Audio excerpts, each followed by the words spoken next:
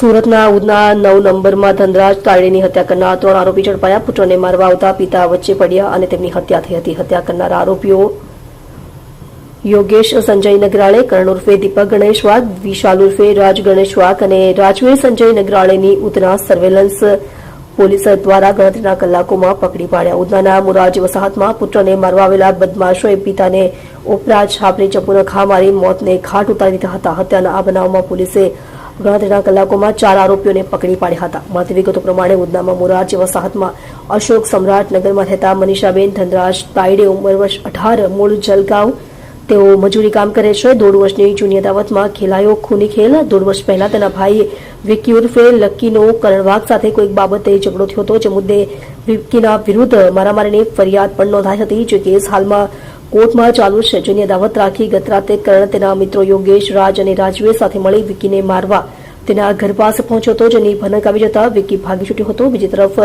મહોલ્લામાં બૂમાબૂમ થતા મનીષા અને તેના માતા પિતા બહાર જોવા ગયા હતા. સુરતના સમ્રાટનગરમાં રહે છે આરોપીઓ. તે વખતે કરણ અને મંડળીએ ધનરાજભાઈ સાથે ગાળાગાળી કરી હતી અને બાદમાં કરણ અને યોગેશે ચપ્પુના ઉપરા છાપરે ઘા મારી દીધા હતા. ગંભીર ઇજાના કારણે 60 વર્ષીય ધનરાજભાઈનું મોત થયું હતું.